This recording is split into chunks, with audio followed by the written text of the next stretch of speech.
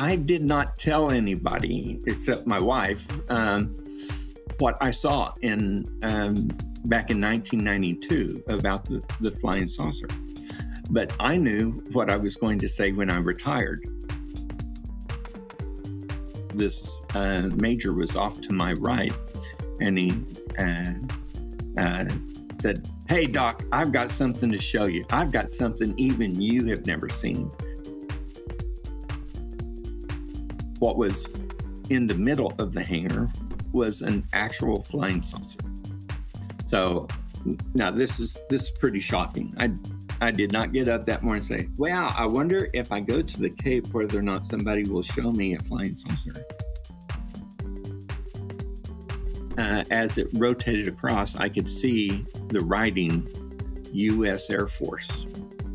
And then it had an American flight insignia just above that. And so I said, "Where would we get a design like this?" And he said, "We got it from them."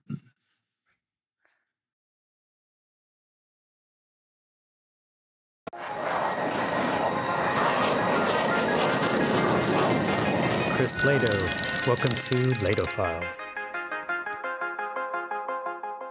There's a bond between pilots and flight surgeons. These aren't just doctors. They're really the people or guardians, if you will, who keep us alive. So they make life or death decisions about who's fit to fly, and it's difficult decisions. As an F-16 pilot, I trusted these physicians with my life and my career, right? You talk to them in confidence and you really trust them. They helped my family. You'll even see at the end of this interview, I even get a little emotional remembering back to the great flight surgeons I knew. And Dr. Gregory Rogers represents the absolute pinnacle of aerospace medicine and flight surgeons. I mean, he was a NASA flight surgeon for 31 space shuttle missions.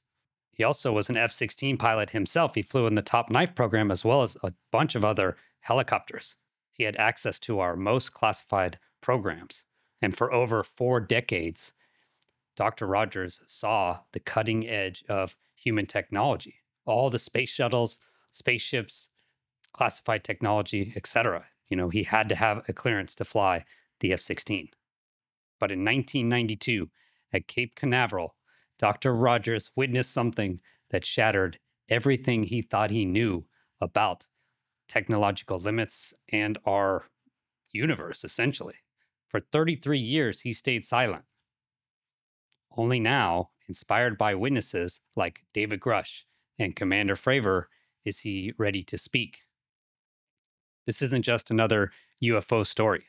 This is testimony from a man whose credibility is unassailable and whose technical knowledge is encyclopedic. I mean, he was a doctor, right? He's sharper than your average tool in the shed. What he shares about that 15-minute encounter will challenge everything you think you know about what our government has or has not been hiding. I'm truly honored to share his story.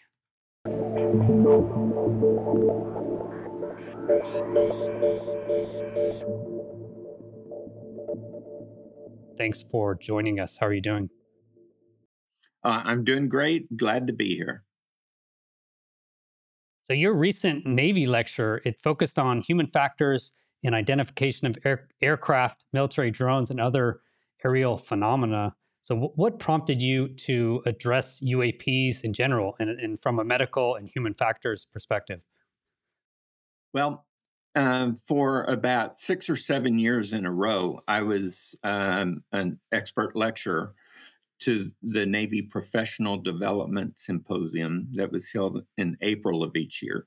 And so I discuss things like, because it's primarily medical and safety people, I did an introduction to Department of Defense munitions and explosives.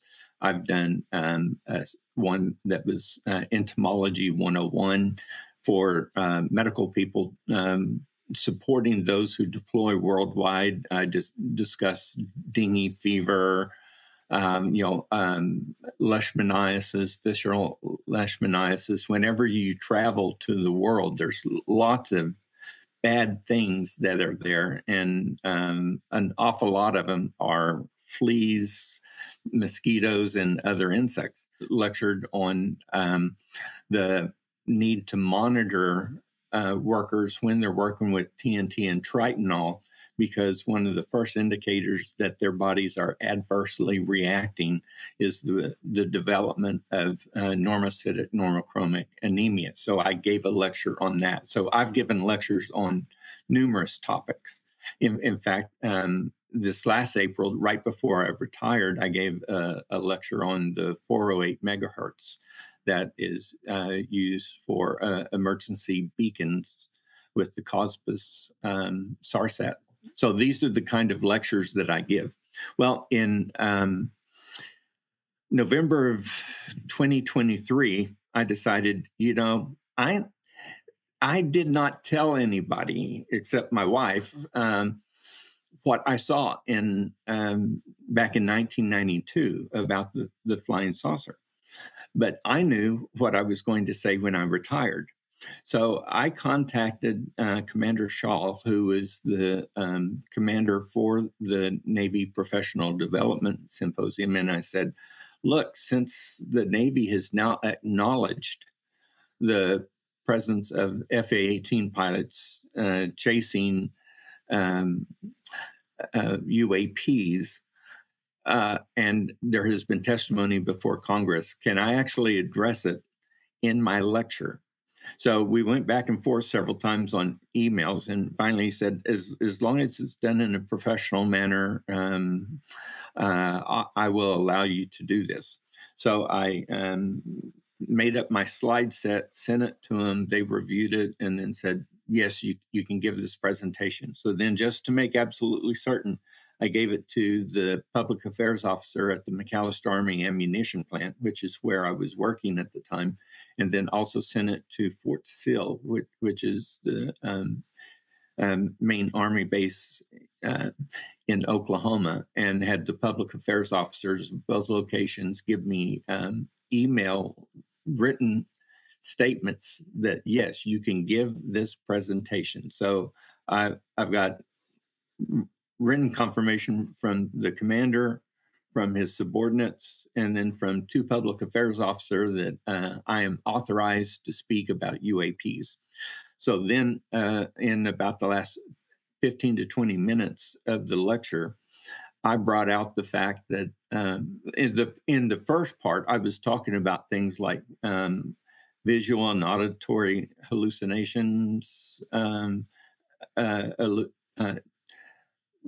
things that will cause people to give mistaken information, all of these kind of things.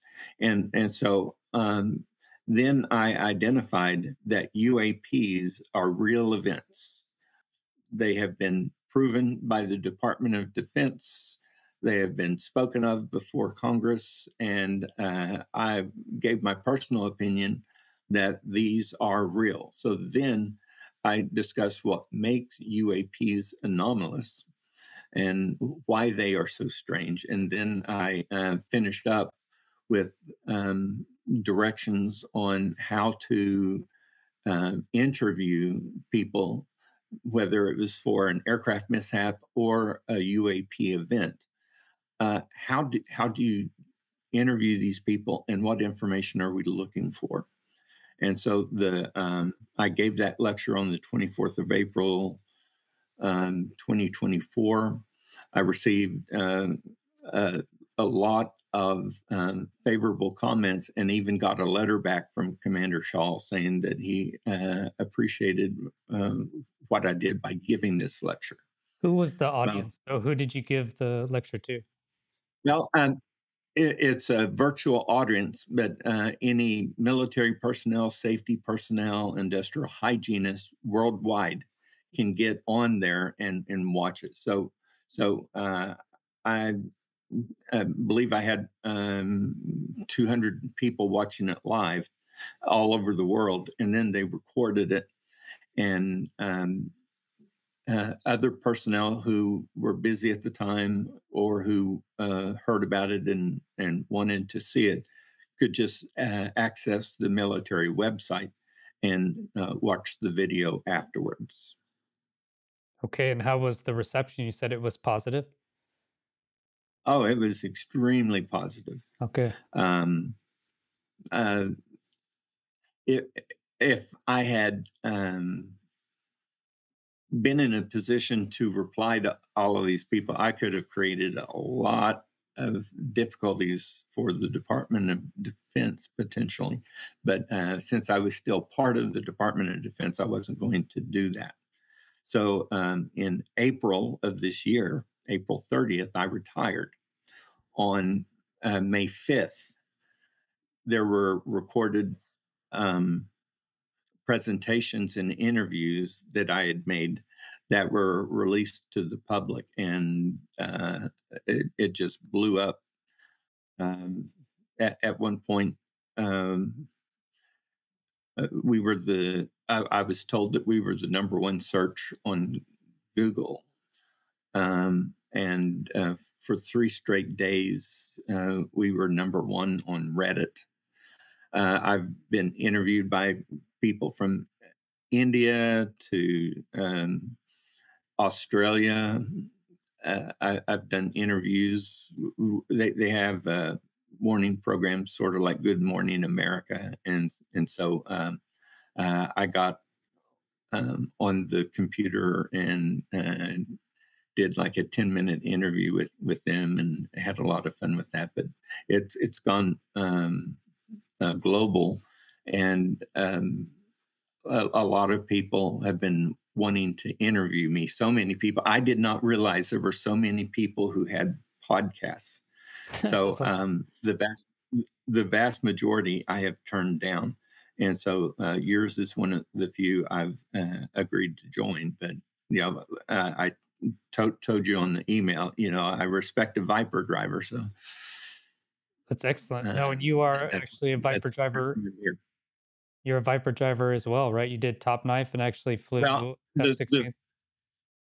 yes, flight surgeons. Most people really don't know that. They think, oh, that means that we take a scalpel out and cut people. But surgeon is a military term, and so it's used for physicians. And so, as a flight surgeon, whatever unit I am assigned to, I need to know everything that they're doing so that when the pilots, the repair crews, the maintenance personnel come to me and say, look, I've got this problem, I first of all need to know what is their work location. So sometimes knowing where they're working will cause me to make a different decision than if they had a different job. Just as an example, way back in the 80s, I had a family practice doctor that wanted to find out what being a flight surgeon was like. So he came to my office, and it was on a Monday. And I had a Huey pilot who had been playing football over the weekend, and he had damaged his shoulder. And he said, I can't lift it any more than this, but I can still hold the collective and the cyclic, so I can still fly. And I said, well, you're already grounded, so let's take that off. Now let's talk about the rest of it. So I dealt with him, and when he left, the family practice doctor said, he said he could handle the controls of the helicopter. Why did you say he was automatically grounded? And I said, well, because during the engine start sequence, sometimes the fuel will gather at the bottom of the turbine and can ignite. And so the fuel cutoff switch is right here.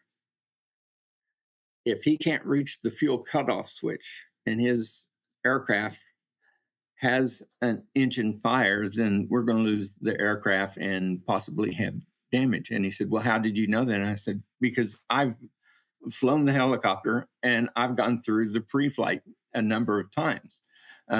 You have to have your hand on that when you're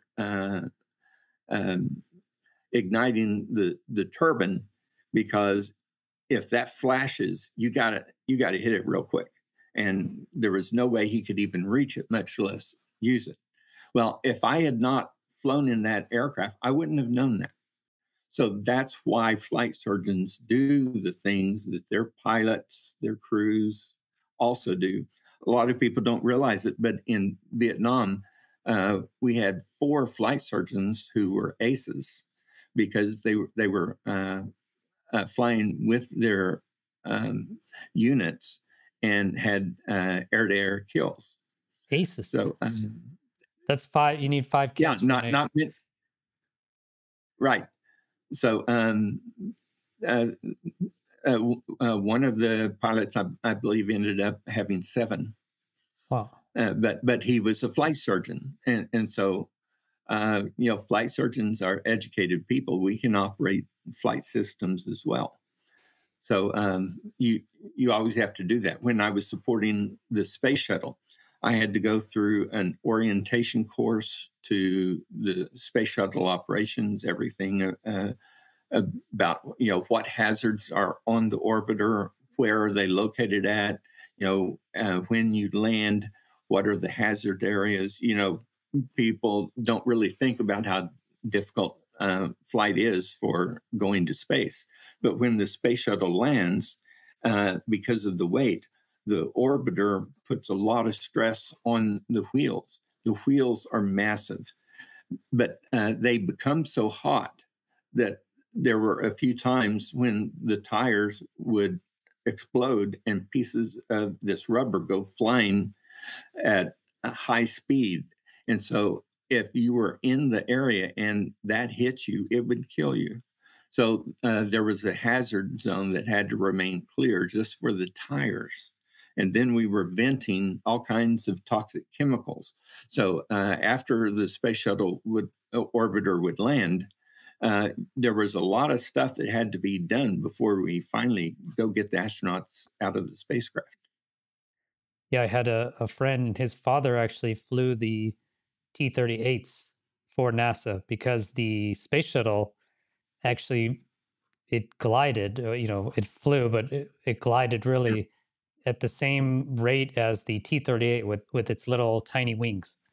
So basically it did not glide Yeah, very well. yeah, But they that's would right. train he would train the I pilots landing it. actually, yeah, I actually have a picture of me in one of the NASA T-38s at the shuttle landing facility. And did you do the simulator for the shuttle itself?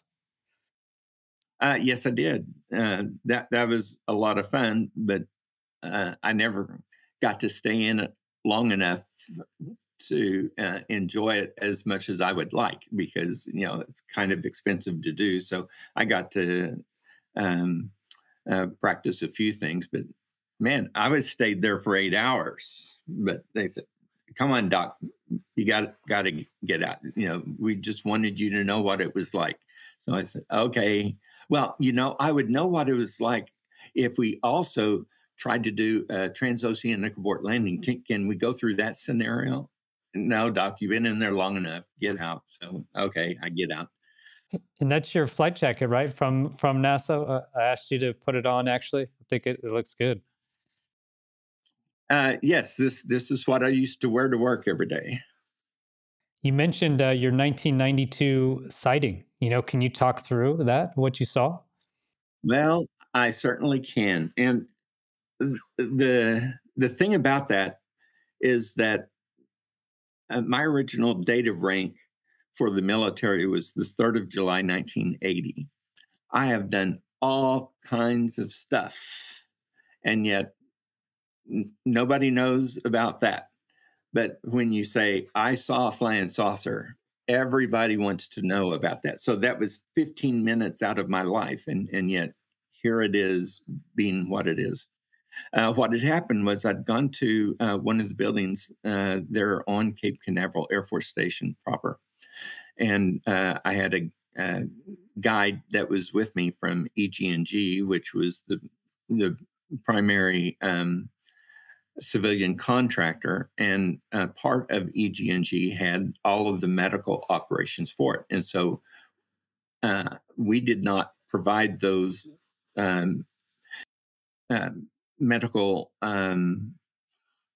clinics and so forth, but we were to oversee what they were doing. And then, of course, if there was any military personnel who had any problems, I would take care of that as well. So there was a change in processing in, I believe it was an interdeck access way. When you put a Space Lab module in the payload bay of the space shuttle, it's this big container where they have all these experiments, a lot more room, and so the astronauts can do all kinds of stuff during the course of that mission. The only problem is that the airlock from the crew compartment doesn't fit to the opening of the Space Lab module. So there's an access way that has to be put, and then once it's locked in place, they launch it, and the astronauts can go through the access tunnel to go back and forth between the crew compartment of the orbiter and the Space Lab module. Well, something had been done different, so I was wanting to see what it was like, and so I went in, did that, no big deal. And as I was coming out, it was a clean room, so I had a little bonnet on my head to cover my hair. I had a lab coat on and non-electrostatic booties that I needed to take off. So I sat down and I was doing this, and I was talking, and I didn't do it very quickly. And so the escort zipped it off and said, "Okay, Doc, we're through for today. I'm out of here." And so off he went. So I was like a minute or two behind him, which ended up being an important minute or two. So he was already gone. And so as I exited this area, there was a set of double doors. And as I went out the double doors, this major was off to my right. And he said, "Hey, Doc, I've got something to show you. I've got something even you have never seen." Now, then the reason I think he said this was because of compartmentalized security.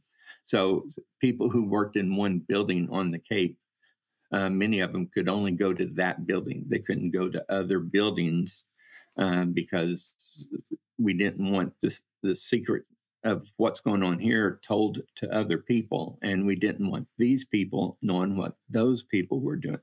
But I went through most of the areas on Cape Canaveral. So I got to see a lot more than the average person. So he said this to me, and I said, "Okay, what is it?" And he said, "Come on, step inside." So he took me into this little office. It had 4 computer sites for 4 different people. But he shut the door, locked it, and then he closed the mini blind louvers on the door. There was a set of windows, and he closed the mini blinds on the windows. So I'm sitting there thinking, hold it, what's going on here? This does not look normal. And I was becoming a little bit skeptical, but he said, "Watch, I've got something to show you." So he sat down at his computer station, and he turns it on, the screen's on, he's doing all of this stuff. And I don't have any idea what he's doing. All of a sudden he says, "Okay, here it is." So he scooted over one seat to his left, and I sat down in his seat. And I looked at this computer screen. It was completely clean screen. It had no identification of classification markings, no location, time, date, nothing. There was nothing explaining about the video I was seeing on the screen. Now, then, it was a fairly typical looking hangar. Could have been any hangar anywhere, except that what was in the middle of the hangar was an actual flying saucer. So now this is pretty shocking.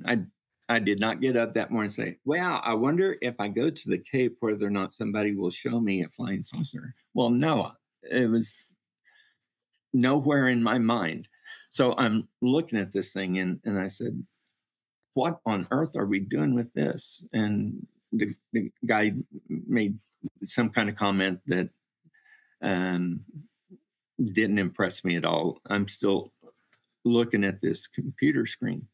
And so I said, where would we get a design like this? And he said, we got it from them. Wow.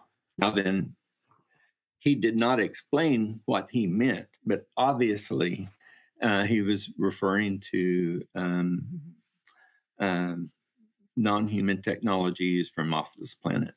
So I'm looking at this thing, and it's amazing. Now, when I saw it, there were two guys in lab coats to the bottom left, and then midway up the screen on the right side, there were three guys that looked like technicians in what I would call Tyvek suits, head to toe, and only their faces were showing. And then some sort of a warning sound went off, and everybody cleared out. And then within a couple of minutes, the vehicle became active. At the time, all I could see was from what I now call the 3 o'clock position. And it was just slightly above looking down. The vehicle itself was sort of a pearly white. There were no seams, rivets, windows, doors, nothing that could be identified. It looked as though it was sort of a modified egg if you just sort of shifted it around. There was a tiny little area on top that protruded, and there was a mast sticking out. And on the mast, it looked like there were 3 umbilicals coming off. And at the beam of the craft, from the 1230 position to the 230 position, there was a horizontal black rectangle. From 330 to 530, there was another black triangle or rectangle. As I came to learn as it moved, there was also one at 6:30 to 8:30, and also 9:30 to 11:30. At the 3 o'clock, 6 o'clock, and 9 o'clock position, there was a vertical rectangle, and all of the rectangles were flat black.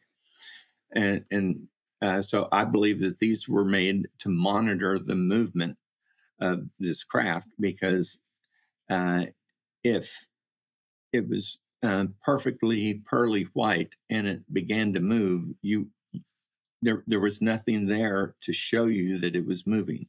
So, just like any experimental aircraft, they put markings on it so you can monitor the motion, and that's what I believe these rectangles were.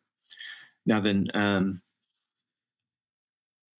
there were electromagnetic discharges that told me that the vehicle had become active, and they were very peculiar, but I don't wish to describe them to anyone, because if this was a test bed model, whatever the mechanisms were being used may still be active in more advanced craft, and I don't want to give out information that would be beneficial to those opposing the United States. But as soon as it started to do this, it just sort of lifted off the floor, and the floor looked like a concrete floor with like some kind of rubber mat that had been put on top of it. You can go to your garage and put mats in there to keep it clean and dry and all of that. And so it looked like there was something like that. But it lifted off just like a feather. It rose about 3 feet in the air and then just hung there. So as I'm watching, the next thing that it does is that it rotates 360 degrees clockwise. Now, then, this is where I learned the rest of the information. What I describe as the 12 o'clock position, I do so because it was the one area totally separate from anything else. As it rotated across, I could see the writing U.S. Air Force. And then it had an American flight insignia just above that. So that was the one place that was totally different, which is why I'm classifying it as the 12 o'clock position. So I'm watching this thing rotate, and I can see the rectangles moving, but here's this writing that is moving as it rotates with this U.S. flight insignia. And so now that surprised me even more than just seeing the flying saucer right in front of me. It completed a 360-degree circle, paused, and then completed a 360-degree circle counterclockwise so that it was in the same position it had started in. It moved to the left and right. It moved forward and backwards. It's just like, you're testing your controls, making sure that you have everything working. And then it rotated to a 45-degree angle of attack if it were flying and the 12 o'clock position was going forward. Now then, this is amazing. Fixed wing aircraft can't do this. Rotary wing aircraft, I had my solo certificate in helicopters, and I had 500 hours in rotary wing aircraft. The lift is from the disc of the rotors, and it's in 90 degrees perpendicular, so that to raise up, that's no big deal. That's what it's supposed to do. That's how you get it in a hover. But as soon as you change the angle of attack, you're moving the thrust vector. So there's going to be part of the thrust vector that is down, but now part of that thrust vector is going to be in a direction. Because it's in a direction, the aircraft will move in the opposite direction. So a helicopter could go to a 45-degree angle of attack, but it's going to be moving forward and lifting. This thing did not do that. And so this shocked me more than anything else, because it did not move 1 centimeter as it moved to what would be a 45-degree angle of attack. So that really just blew me away. So I'm really focused on this.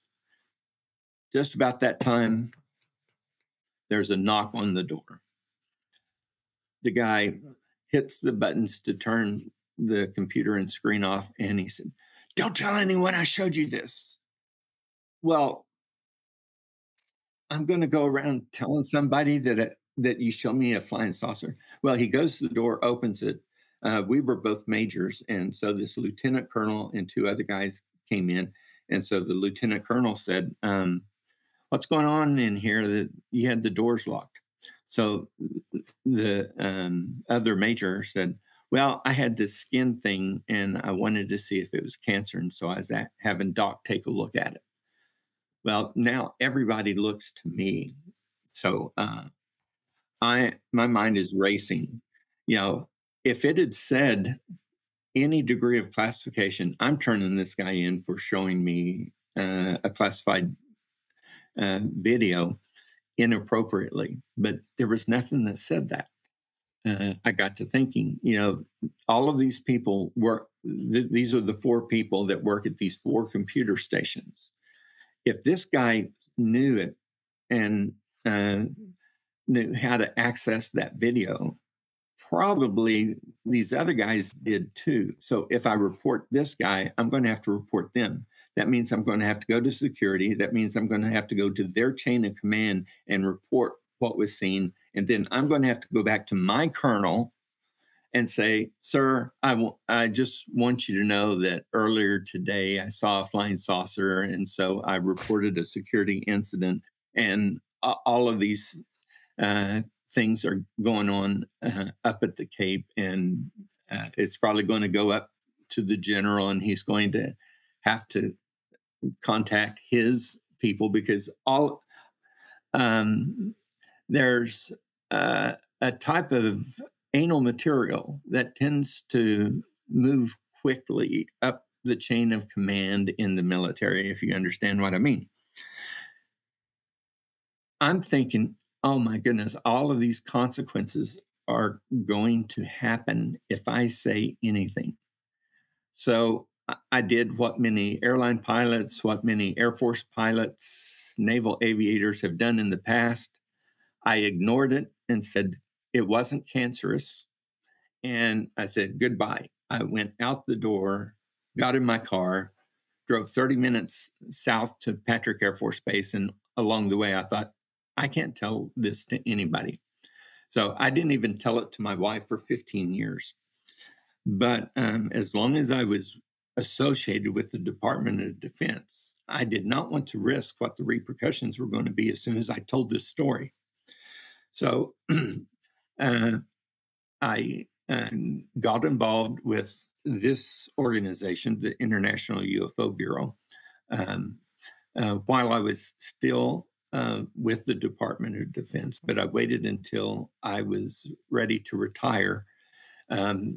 There's a guy named Tyler Roberts with Total Disclosure that is part of the International UFO Bureau. Mindy Topfest runs the Bureau, and I'm very pleased to be on the board of directors for it, because I think it's going to be head and shoulders above what the other common UFOs organizations do, and I wanted to be part of it.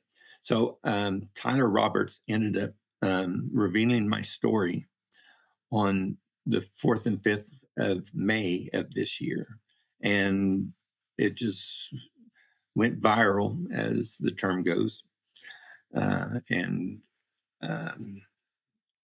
gained a lot of attention from many, many sources. I've been interviewed with people from India. I did a morning show, virtually, as I'm doing with you, with a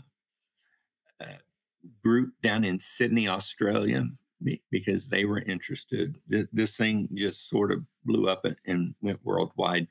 And recently I was at a convention called Contact in the Desert, in which case I met many of the top UFO people anywhere. And I spent some time talking to each of them, telling this story and giving background on it. So you found out, asked me to talk, and I agreed to do that. One of the things I mentioned to you before we got on was that I had no idea there were so many people with podcasts, but there are thousands and thousands of people with podcasts, and so many of them were approaching me that I said, no, no, no, no, no. And then when I got yours, because you're a former F-16 driver, I said, yeah, I'll do his show. So here I am. Well, I sincerely appreciate that, Greg.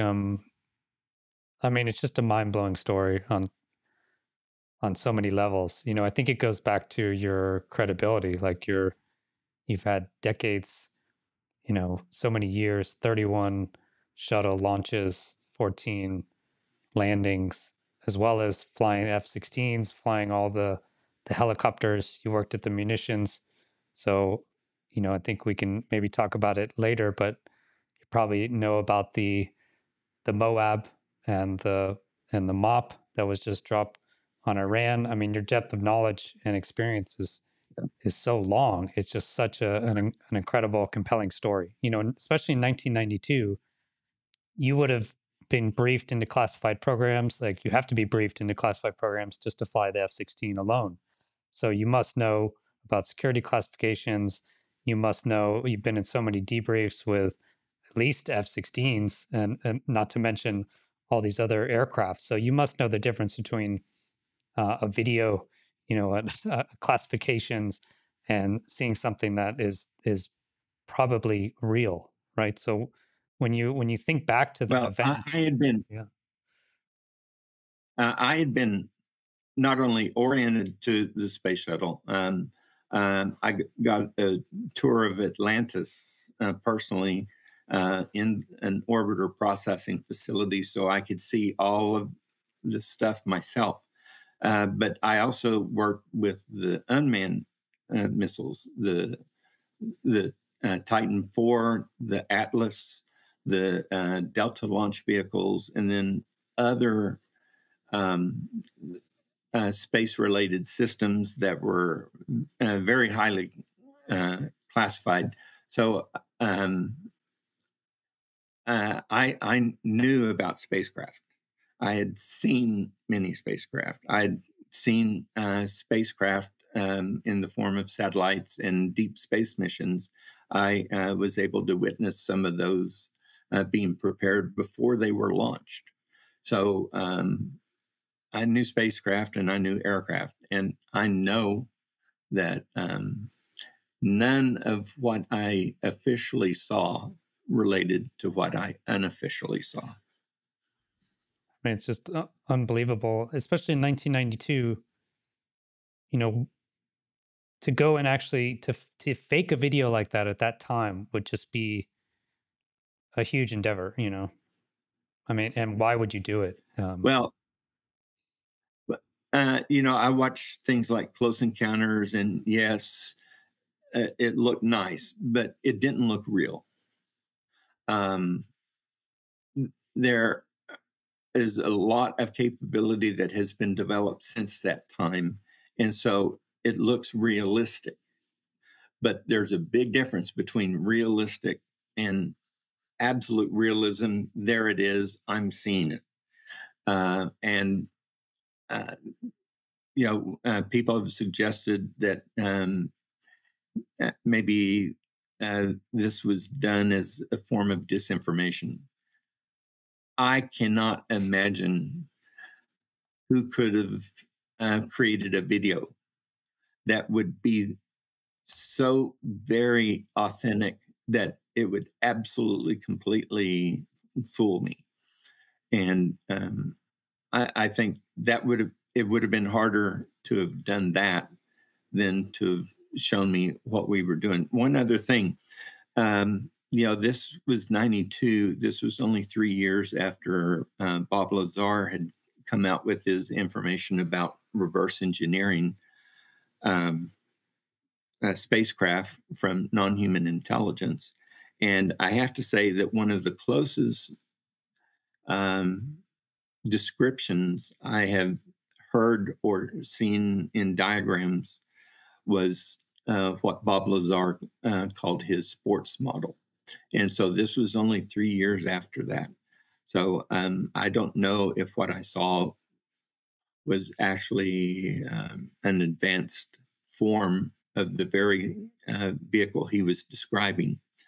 Later on, when I saw the Tic Tac video, I thought, man, just a little bit of design difference, and it could be that. Now, the difference, though, that makes me not believe that the Tic Tac video was a reverse engineered vehicle, and I discussed this with my lecture to the Department of Defense in 2024, was that it's not just the appearance, it's the capabilities. That craft performed maneuvers that there's no way we could reproduce. To put it into perspective, one thing that I've done is said, imagine that you took an F-22 right now, the most advanced air-to-air combat craft that we have, and you said, I'm going to go back in time, give it to the United States aeronautical engineers in 1914, so that in World War I, we can outperform and outmaneuver every um, aircraft we come into combat with. Now, the problem is they're going to look at it and say, what on earth is that? Where's the propeller? Well, there aren't any propellers. These are jet engines. What are jet engines? Well, they burn fuel, and you can fly much faster. This can actually fly faster than the speed of sound. And you would have to potentially describe what faster than the speed of sound meant to these people. Then they look at the surface and they say, this feels funny. And, oh, well, that's radar absorbent material. And they say, what on earth is that? And they said, well, we want to reduce the radar cross section. And they said, what is this radar you keep talking about? We don't understand. Well, look at this computerized system, and it will show you that the aircraft will maneuver its positioning according to the radars that it's encountering, so that it presents the lowest radar return. And they say, look, we don't know radar, we don't know computers. What are you talking about? Even though this was only 100 years of human innovation, the guys in 1914 cannot reproduce that vehicle. They can't even begin to know it. If you said, well, we have a high aluminum, magnesium, molybdenum alloy that is the metal that you see over here. That's, well, how on earth would you make that? The material science has been totally incapable of understanding it, much less reproducing it. So if we have had non-human vehicles that we discovered in 1947 or subsequent, just because you have it doesn't mean you can reproduce it, because they're going to use material science, advanced computer systems, and technology for which we are totally unfamiliar. So we may have recovered a craft in 1947, but how many years is it going to take to learn how to produce those materials? It's going to take a long time. So we may still be in the infancy in 1992 of making a true reversible technology vehicle capable of performing some of the capabilities that were demonstrated. And I don't believe the Tic Tac was a reproduction vehicle. I believe it was a real one, and it was controlled by non-human intelligence. And you mentioned there were technicians there, and then some alarms went off, and they scurry away. That doesn't sound like a normal Air Force test. Or, my understanding is you would have no one in Oh, there for sure. I mean, you wouldn't have this thing just activate with people in there and then them running. no, it was sort of like you're in kindergarten. You're out at recess. The bell rings. That means you have to go back in. So I think it was just, okay, we're getting ready to operate this craft. Everybody clear out. So I think that's all that was. Some sort of a thing to say, okay, clear out. We're getting ready to use this thing. So everybody leaves, and then they initiate operations. Okay, so you think it was definitely a test that it was most likely an Air Force vehicle, probably reverse engineered, and then they were testing this thing? Well, I have thought about this a lot since 1992, if you can imagine. Yep. My belief is that this was probably owned by a contractor or contractor consortium. Now, then, when they are, there was YF-22 and YF-23, and so even though they were owned by the consortiums that were promoting them, they weren't in the U.S. aircraft inventory at that time. So they were still owned by the contractors. And then the YF-22 was selected. And then they went from the test bed version to an actual production model. And the production model is what entered the U.S. inventory. So my belief is that this was probably owned by a contractor. They are wanting to show the Air Force, look, we've produced this vehicle, look what it can do. And so they were in the process of testing it to see if the Air Force would spend the money to make a bunch more of these things and possibly a production model. A lot of times when aircraft are in testing, you will make things like those markings for the rectangles so that as it moves, you can tell exactly what it's doing. Now then, if there were no rectangles on there, if the U.S. Air Force logo was gone and the flight insignia was gone, the surface was so pearly white and perfect that it could have rotated 360 degrees and I wouldn't have even seen the motion. So on testbed projects, you put identifying marks so that you can make sure that you're monitoring every degree of motion. And that's why those rectangles were there. And the contractor wanted it to be used by the U.S. Air Force, so they put the U.S. Air Force logo on it. It may have been partially funded by the Air Force for research, but I don't believe that it was a U.S. inventory craft, so I believe it had to be contractor. Man, this story is amazing. So you mentioned the word like an elongated egg, and what I'd like to do after this is, have you made any sketches or done any I designs? have. It's not the best version. I made a hand drawn one, but it was pretty lousy. So I made another one. Let me see whether I can find it, and then if I can, I'll show it to you. Okay. I'll share it with you.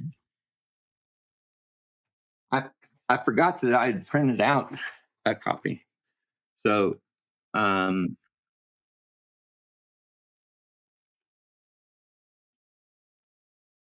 That's tough with the light, actually. Okay, perfect. how's that?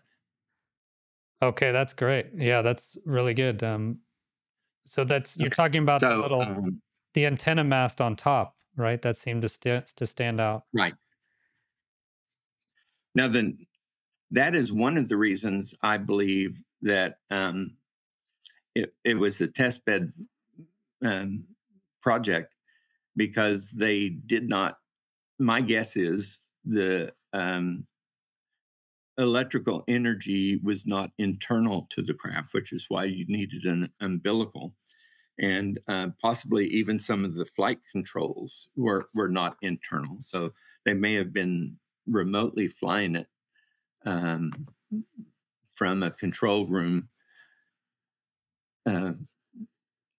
So the requirement for umbilicals, I believe, indicate that it must be a test article, because I have never seen any pictures of a UFO, a UAP, that had umbilicals stretching back to its home planet.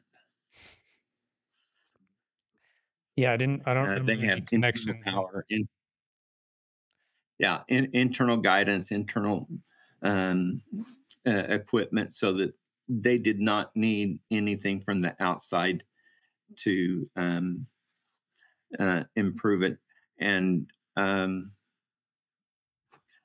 the requirement for umbilicals tells me I don't think it was ready for routine use.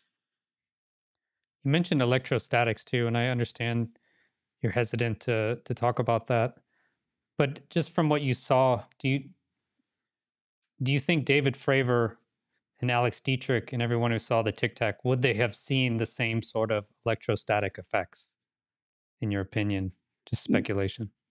No. From the video I saw, there there was a type of effect that might have been related, but the electromagnetic discharges were very unique. And one of the things that made them most unique was that they did not always come from the same location.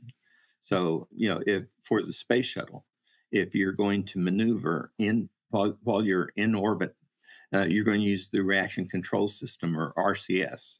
And so there are fixed jets that you can use for maneuvering.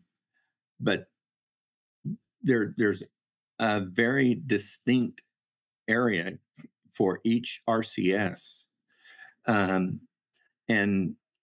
it can't just come from nowhere.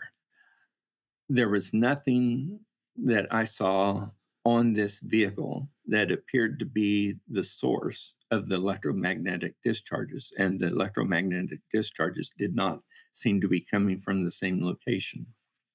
So that's very puzzling to me. So what made you speak out about this? You obviously you waited for over 30 years. Really, did this information kind of eat you up on the inside? Was it difficult to keep this? Well, it it really started when the Navy released their videos. When they released the videos from the FA-18s, um, what I was seeing there convinced me that these are actual UAPs that they are witnessing. Being a pilot, you know exactly what I mean when I say this. If I had not been looking at the screen, but I heard the tone of the voices of the pilots as they're chasing this thing, the tone of their voices would have convinced me they are encountering something unique. When they're sort of laughing and making jokes about it, that's what real pilots would do. The way they reacted, the tones of their voices, that made me believe, yeah, these are real guys and they're really watching it. And I don't,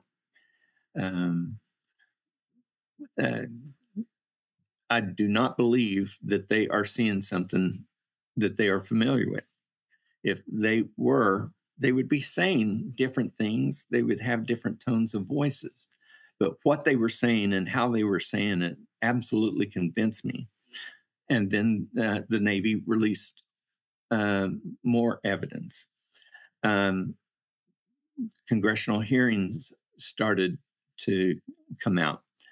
One of the things that really sort of bothered me the most was that last November, when David Grush was testifying before Congress, look, there are people who know these things that I cannot tell you because they haven't authorized me to do it.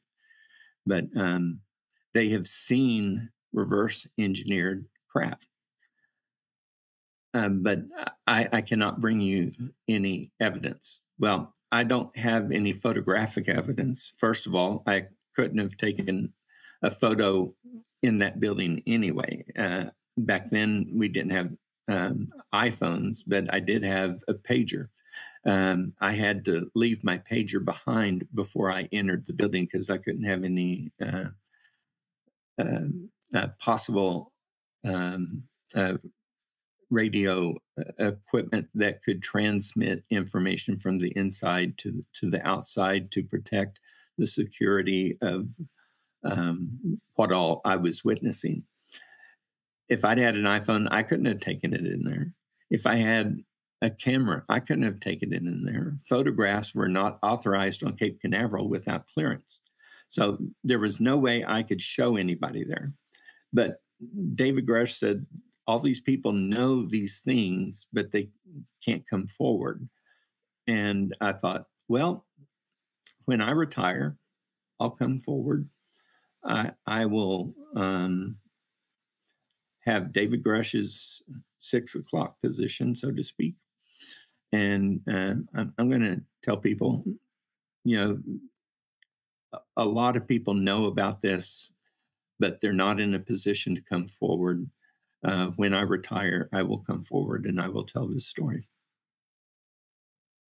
I mean, I really appreciate it, Greg. I'm sure so many people in the audience do, and I know David Grush does, for sure. And even that flag behind you, you said it actually flew on a space shuttle. Is that correct? Yes. The flag was presented to me when I left the program. It had flown on Atlantis for 3.9 million nautical miles, they told me as they presented it to me. So that's a flag that has flown in space. And I don't know if you can read it, but it says Space Shuttle Support Team, which was what I was on. So I'm not sure just everybody has a flag flown in space that was presented to them by NASA, but I have one. Yeah, I don't think everybody has a flag that's flown in space. I don't. Yeah. Yeah, when I left Patrick Air Force Base, the 45th Space Wing, uh, we were still part of Air Force Space Command, and so my meritorious service medal was sent up the chain because of all of the things I had done. And the commander at the time was Chuck Horner, 4-star general, but he had been a 3-star general during Desert Storm, and he was the air component commander. So a lot of people know him from the Desert Storm, where he commanded all air forces. And so they sent it to him, and his signature is on my meritorious service medal. Cool. So going back to that scene, what was his intentions? Why do you think that major showed it to you? Did you see him later? Did you have a good relationship with him? Why do you think he grabbed you? No, you know, being a pilot, you understand that you have to go in for a flight physical every year. Yep. Now then, according to how many flight surgeons you have and how many pilots you have, the pilots go in there and say there's 3 flight surgeons in the flight medicine clinic. You're going to know all 3 of those people. But I at the time was taking care of about 1,800 personnel. So I may have seen this guy on a flight physical a year and a half ago, but I don't remember him. But because there were only 2 flight surgeons that were full-time in the flight medicine clinic, everybody remembered me. So I think he was trying to show that he had access to interesting information and wanted to impress me. That is But the interesting. minute the lieutenant colonel showed up, his desire to impress me went away quickly. And how long was the video? Because there couldn't have been that much time that passed before these other guys Well, showed. yeah, I believe I spent about 15 minutes watching this video. Wow. So out of my entire life and all the things I've done, this 15 minutes is what people are interested in. If I'd gotten my um, booties off faster, gotten off my lab coat, and left with the guide who was taking me around, I doubt that the guy would have disturbed me. I would have never had that 15-minute episode, and we would not be having this conversation. But it's also one of those things you never forget, right? Did you, when you went home, Yeah. what did you think Well, after? it took me about 25 to 30 minutes to drive to where my clinic was at Patrick Air Force Base. And the whole time I'm thinking, can I tell anybody about this? If I do, what on earth is going to happen? And all of the scenarios were bad. So by the time I got back, I realized I'm not telling nobody nothing. And when I walked into my clinic, I tried to act like it was absolutely nothing different from any other day. I never went back to that building again. Um, you know, if I'd been given a choice, I would not have participated in that. But the guy coerced me into seeing something I did not want to see. But once you see it, you can't unsee it.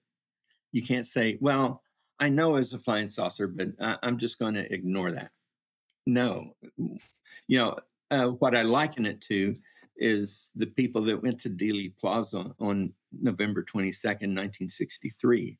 I'm old enough to remember the event. Mr.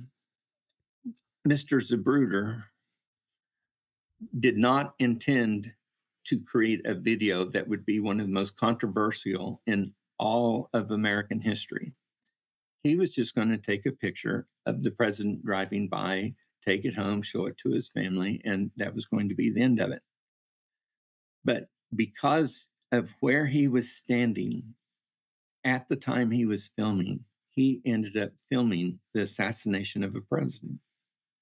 Now, then, he had no intention of doing that, but he did. It was something that was forced upon him. He thought he was just going to see a leisurely event as the president of the United States drove by, but he happened to be standing exactly where the president was going to be shot. He had no choice about it, but the only choice he had was to be there. The choice of what he was going to see was out of his control. And you say if you had to choose, you'd rather have not have seen it. Is it just the weight of that information, that knowledge, and then just feeling the pressure of having to do what you think is correct? Yes.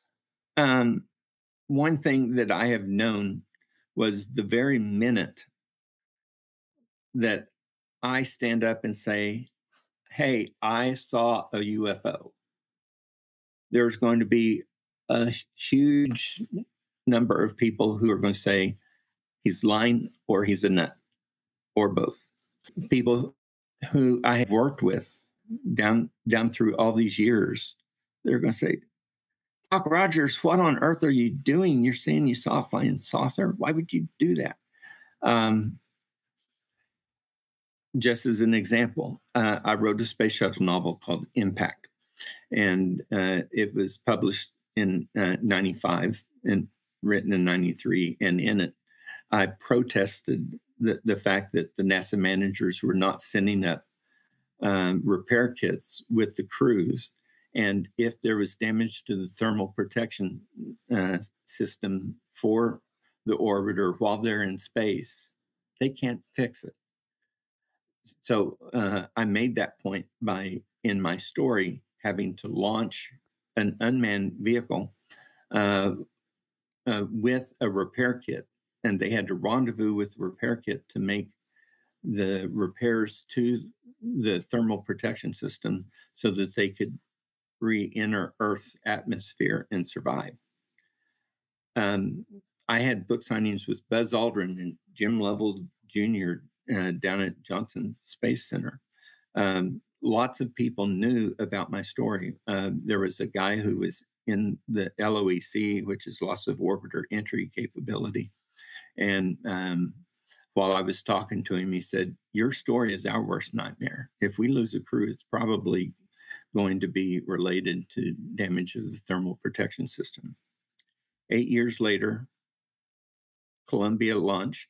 There was damage to the leading edge of the left wing. There was no repair kit, so they didn't bother even checking it out. And when they tried to enter the Earth's atmosphere, the orbiter was lost and the crew died. That could have been prevented. But now then, what what has just recently made this even more to my attention was that I went to a UFO convention called Contact in the Desert. And so while I was there, I spoke to all kinds of UFO enthusiasts, including a lot of the top people. Within 2 weeks, I was notified by my publisher that the novel Impact was no longer going to be printed and no longer going to be distributed. What the So hell? my book just evaporated in my face. That is just completely ridiculous. Within 2 weeks, like, how did they Within find two out? weeks. From publication when you spoke out, or did they get word from Contact in the Desert? I mean, Well, I don't know, but yeah, there were all kinds of people there. Um, you know, I spoke to Richard Dolan, and sometime next month I'm going to be on his show.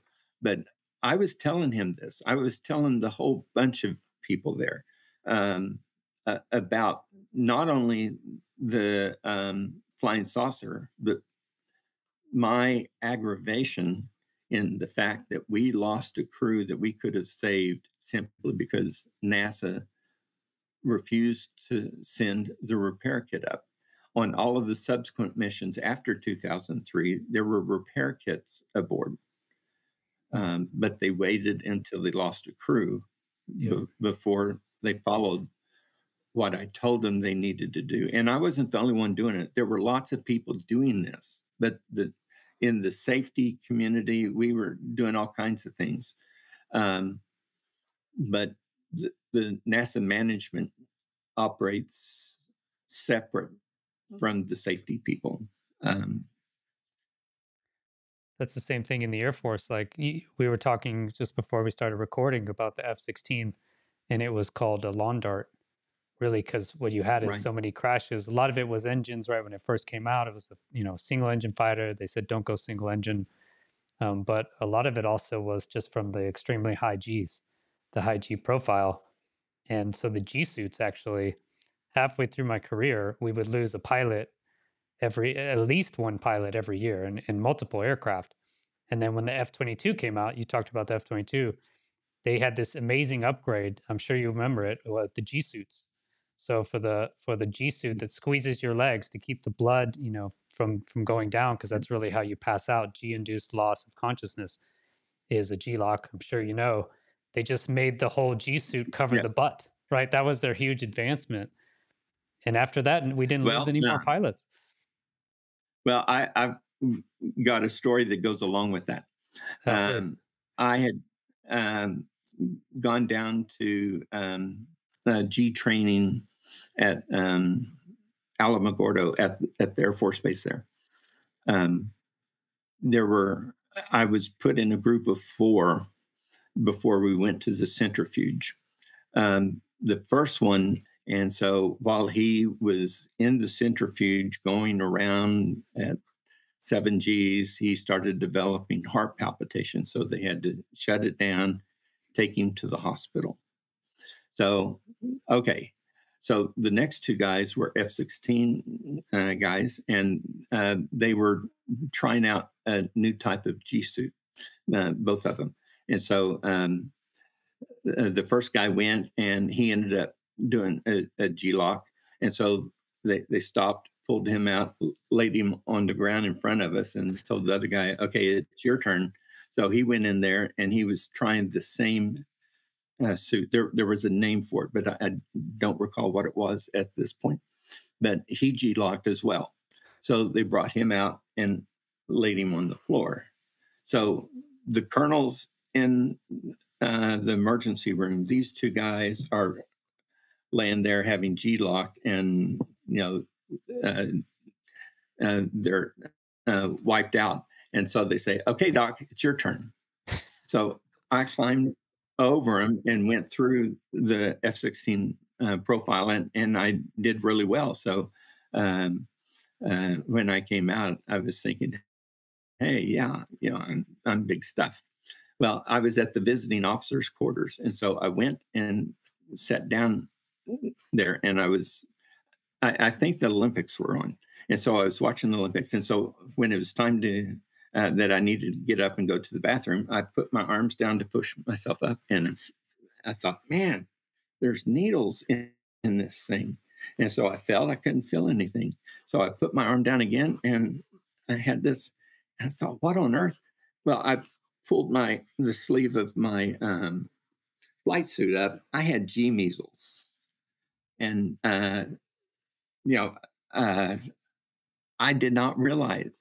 I'd heard about it, but I just thought, oh well, they're an annoyance. No, it was painful, Oh, and painful. so I thought, yeah, I thought, um, well, maybe it wasn't so great after all. But I did finish the cycle, so I was glad to do that. Yeah, we called them Gsels. And what'll happen is just from the extremely high Gs, you'll get your little capillaries will pop here. And so you'll get what looks like red freckles and it looks like measles. So we called them Gsels. And I got them all the time, but I don't remember them hurting, I guess. And I guess it makes sense, but Well, that was the first time I ever had them, and they were uncomfortable. Um, going back to the G lock, you know, um, as a flight surgeon, one of the things I was taught was that uh, there was a significant factor because some of the first F-16 guys were F-4 drivers that were being moved over to the F-16. In the F-4, the onset of Gs were slow enough that they could wait for a gray out and then know, okay, I've got to back off. But the F-16 had such a rapid onset of G forces that the F-4 pilots were waiting for a gray out, and they went from conscious to unconscious with no gray out. And that was one of the reasons the F-4 pilots were crashing the F-16s. And they finally, I actually saw the video when I was at Brooks Air Force Base in flight surgeon training. And they had this F-16 pilot who fortunately had a high enough altitude, but as he pulled around, you could see his head G-lock, and he's doing this, and the aircraft is going down. And then, it's like, it was like 38,000 feet. And when it gets down to about 6,000 feet, he lifts his head and looks around, and then the jet pulls up. And afterwards, they interviewed him and said, what happened? He said, well, I don't know what happened. And they said, well, you G-locked. And he said, no, I didn't know that. And so he had been waiting for that gray out that you can get with the F-4 that you don't get with the fourth generation aircraft. And so they started teaching people before you pull the Gs, you do the anti-G straining maneuver. yeah, definitely. And flying the F-16, especially when it's like this and there's no tanks on it, you're in an air-to-air mode, you can have intense Gs. And I remember a lot of fights where I couldn't see. I mean, you say it now, but I couldn't. I'm behind the guy pulling as many Gs as I can, and I could not see. You lose all your optical vision. It's called gray, so it starts gray, but then ultimately you just can't see anything. And then I would let up on the G and squeeze my legs more, squeeze your butt, and then be able to see again, continue fighting. Yeah. Doctors like to titrate medicine. Um, Tactical fighters titrate G forces. Hmm. Okay, I can go this far, then I've got to let off. Yeah, we go all the way to the limit. Yeah, I mean, when you're fighting, you're there Yeah, to win. when you yeah, it happened to me in the centrifuge. I could just see my vision going down, and so I really increased my anti G straining maneuver. My G suit had inflated, and I could sort of back it off then. But then because of the protocol I was on, uh, they backed off on the G force, and my vision was totally back. Yeah, and that's really because your optical is at the top of your brain, from what I understand. And so as you're losing pressure in your brain, that's why it's graying out. And then if it goes too far, you're out and G locked. I never G locked. Have you G Yeah. locked though? Did you ever do any of the tests? No, I never did. Yeah. I'll tell you what, though, when I was on my dollar ride with the F-16, the dollar ride is when you're just being introduced to the aircraft. And so I was with this guy at Luke Air Force Base, and he said, did you bring your barf bags? And I said, well, I have one. And he said, I want you to bring two. So I said, okay. So I went and got a second one, took him out, and he yanked and banked. And, I had bruises on me. It was so brutal what he did. And so when we got out of the aircraft for debrief, he said, how'd you do with your barf bags? I said, here they are. They're still empty. And he said, wow, that's impressive. I thought for sure I would have had you barf in some of those maneuvers. And I said, why did you do that? And he said, well, it's a tradition. You got to make people barf on their dollar ride. And I said, well, I had over 400 hours in helicopters at low level. So I never got airsick then. I doubted that I was going to be airsick now. And he said, uh, you flew low level? I said, and nap of the earth. So low level and nap of the earth in helicopters.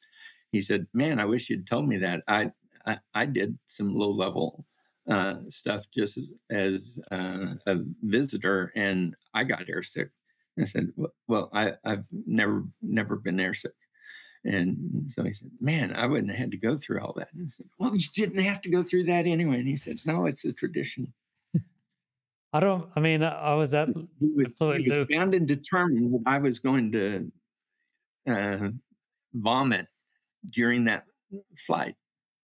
I don't know if this changed because actually, because you're in the same cockpit as the person, right? I'd be flying in the Right. front, you'd be flying in the back seat, and it's the same air. So actually, at least me and all the pilots I knew did not want the guy puking in the same area as me. Like I would Well, try to get them not to puke if you could, but you're one of the rare somebody's ones, got to man. Pretty clean much it up. everybody. Well, Somebody's also got you're to not clean it flying. up. If you're not flying as well, I would get nauseous in the back seat. If Yeah. I'm not flying. Well, whatever made him do it, um, we both ended up bruised because he was yanking and banging, and you know how fast you can turn in an F-16. It's getting slammed. Yeah, without a doubt. I think people would be surprised how violent it is just flying the mission. It's more like one-on-one wrestling, I would say, dogfighting. Seems like that. It's just very physical.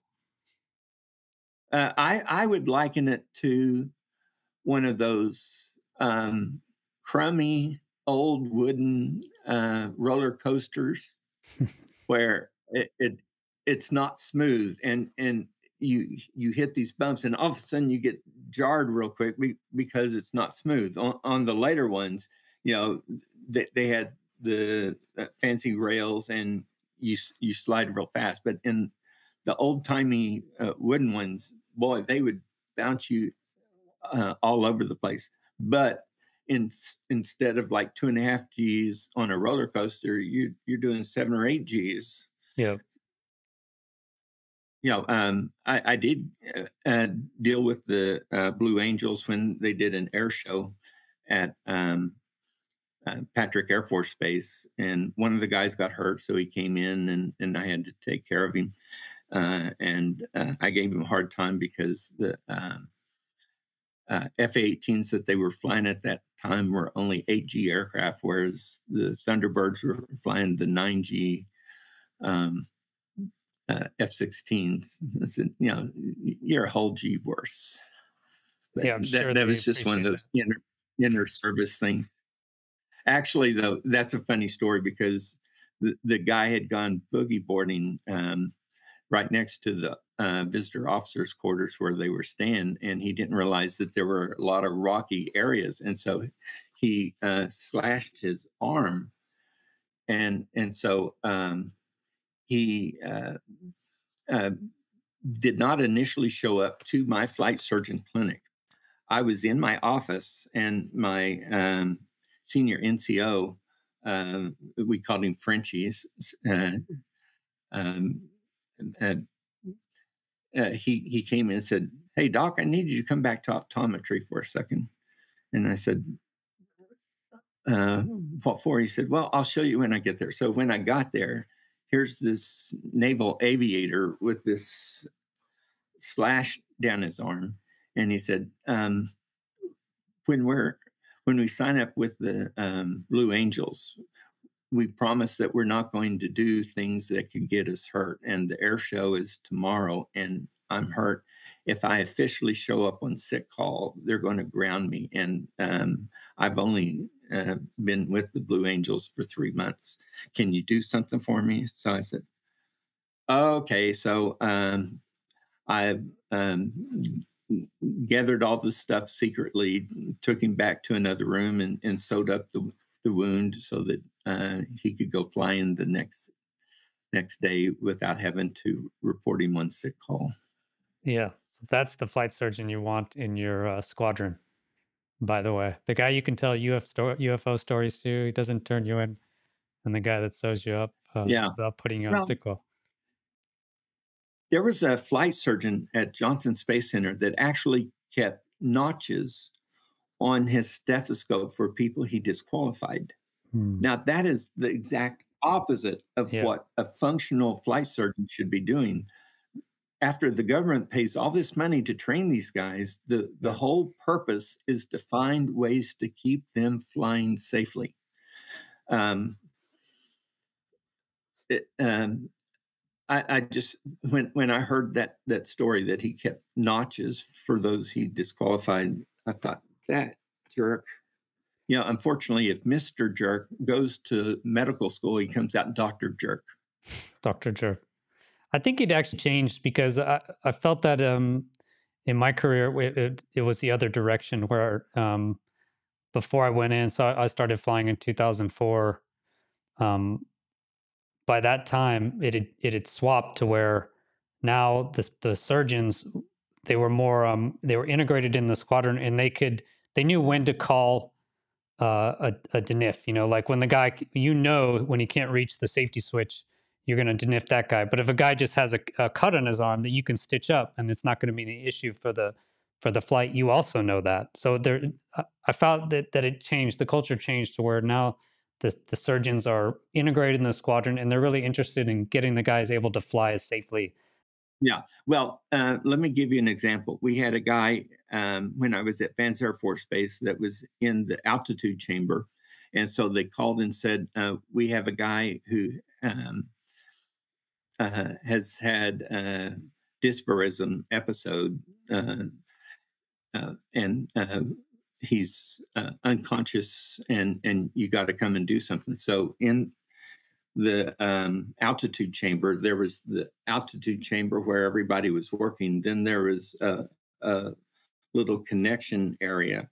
And so you could decompressurize to the level of what all of the people going through training would be. You could get them in there, close the door, pressurize to regular sea level, and then get them out. Well, as soon as I got in there, I looked at him and said,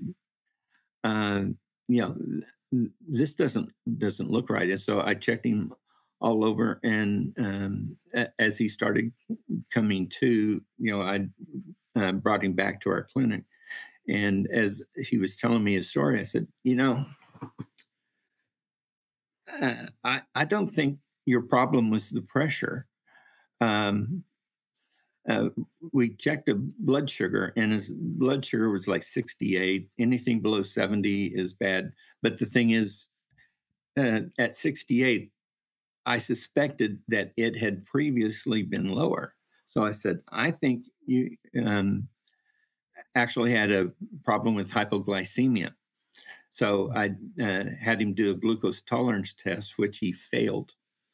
And so I said, okay, we're going to have to send you downtown. I'm going to get you examined by an internal medicine specialist. But until that time, you're not flying. And if they confirm that hypoglycemia is why you lost consciousness, I'm going to have to disqualify you from flight, because we can't have you losing consciousness while you're the pilot of the craft.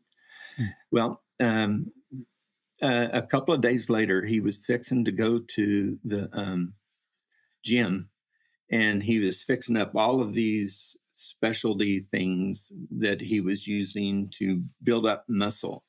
And his wife was a nursing student, and she said, did you tell Doc Rogers that you're taking all of this garbage?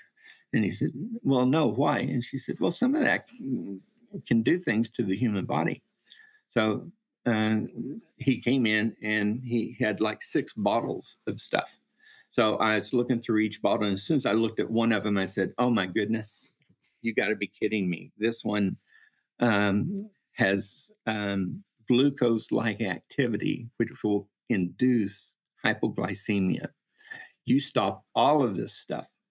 Now then, I'm going to give you 2 weeks, and then I want to do the glucose tolerance test again. He did the glucose tolerance test when he was absent.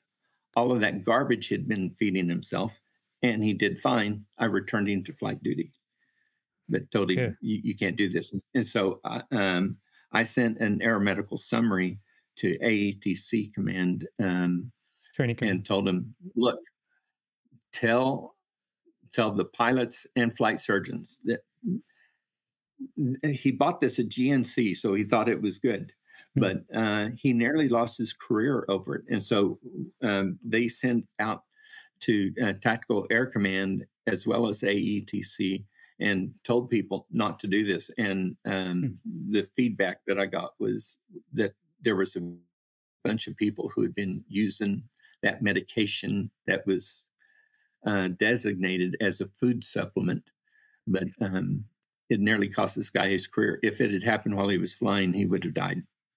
Wow. And I wanted to cover one other kind of flight safety issue here. My wife really wanted me to bring it up as well, and I don't get a chance to talk to flight surgeons definitely as experienced as you. But my wife wanted me to share. This is an article from February of 2025. So this year, years of fighter jet flying may be causing brain injuries in Navy pilots. And this it's by Ella Webster. This article, it's in Concussion Update. And it says, in a New York Times article, journalist Dave Phillips highlights a confidential Navy project codenamed Project Odin's Eye. Project Odin's Eye launched last year to study brain injuries in Navy SEALs exposed to repetitive blasts, and it aims to determine whether flying fighter jets poses significant risks to brain health. And it sounds like they haven't really studied this up until now. And this says this project will collect detailed data on brain function from F-18 Super Hornet Top Gun pilots used to assess the cumulative effects of extreme flying under intense G-forces. The military reportedly expedited the project to address the growing concerns and the long-term well-being of the pilots. In the past 18 months, 3 experienced Super Hornet pilots died by suicide after battling severe mental health challenges. So what is your take on that? I don't need a survey or study to tell me what's going on here. The brain has a consistency of like a thick jello. When football players hit the ground real hard, they get a concussion. We know that. When you have an explosion next to you, the pressure wave will strike your head. The jello inside will smash against the opposite side, but then smash back against the side from which the blow came. So we call that coup and contra coup injuries. We have known about these kind of injuries since I was in medical school back in the early 80s. Soccer players, when they hit their heads together, you get a sudden deceleration of the skulls, but the skulls stop moving, but the jello inside smashes back and forth. This is the same thing that NFL has had to do with the concussions after playing football. We see the same thing in soccer. When all of a sudden you're at 7 Gs and your brain is here and your skull is on top of it, and all of a sudden you have to do a reversal and you flip that aircraft, that jello brain is going to get smashed. And then as it smashes, as soon as it comes out, it's going to hit the other side. So you're going to get a coup and contra coup impact of the brain. No matter how brave you are, you cannot change the fact that your brain is sloshing around up there. So when you do that time after time after time after time after time after time, it's going to have effects. They talk about Navy SEALs, but we have seen this all along.